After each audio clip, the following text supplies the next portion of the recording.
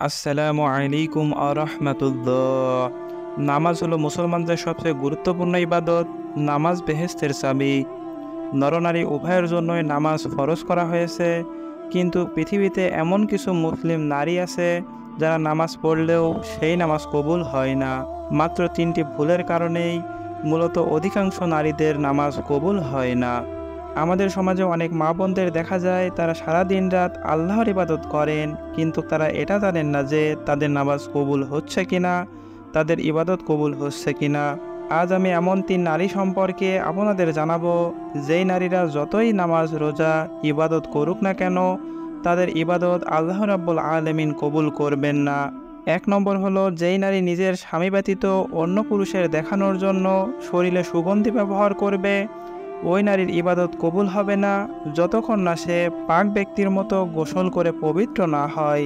নবীজি সাল্লাল্লাহু আলাইহি ওয়াসাল্লাম বলেন, ওই নারীর কোনো নামাজ কবুল হয় না যে তার স্বামী ছাড়া অন্য কারোর জন্য সুগন্ধি ব্যবহার করে এবং যতক্ষণ না সে নাপাক ব্যক্তির মতো গোসল করে পবিত্র না হয় ততক্ষণ তার নামাজ কবুল হবে না।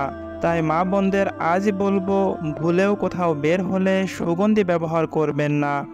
তাহলে আপনি যতই ইবাদত করুন না কেন, তা আল্লাহ রাব্বুল আলামিন কবুল করবেন না। তার মধ্যে 2 নম্বর ভুল হলো, আমাদের সমাজে অনেক নারীদের দেখা যায় তারা সারা দিন রাত আল্লাহর ইবাদতে মশগুল থাকেন, কিন্তু স্বামী যদি তাদের কিছু বলেন তাহলে তাদের স্বামীর কথা শোনেন না, বরং তারা আরও তাদের স্বামীর সাথে রাগারাগি করেন। সেই সব নারীদের ইবাদত আল্লাহ রাব্বুল আলামিন কবুল করবেন না। তাই নারীরা আপনারা এই বিষয়ে সাবধান থাকবেন, যাতে করে ভুলেও স্বামীর সাথে বেয়াদবি না হয়ে যায়। হাদিসে নবীজি সাল্লাল্লাহু আলাইহি ওয়াসাল্লাম ইরশাদ করেন, সর্বশ্রেষ্ঠ স্ত্রী সে যাকে দেখলে মন খুশিতে ভরে ওঠে, তাকে আদেশ করলে সাথে সাথে তা পালন করে, স্বামী বাহিরে গেলে নিজের শরীর, সৌন্দর্য ও ইজ্জতের এবং স্বামীর সম্পদের যথাযথ রক্ষণাবেক্ষণ করে। মুসনাদে আহমদের একটি হাদিস।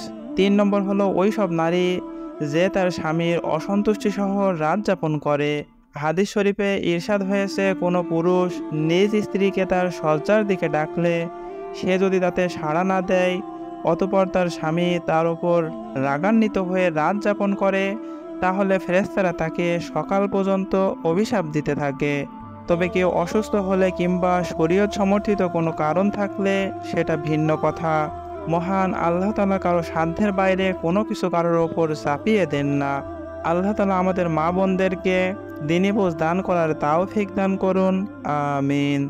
এরকম নতুন নতুন ভিডিও পেতে আমাদের চ্যানেলকে সাবস্ক্রাইব করে পাশে থাকা বেল আইকনটি প্রেস করে রাখুন।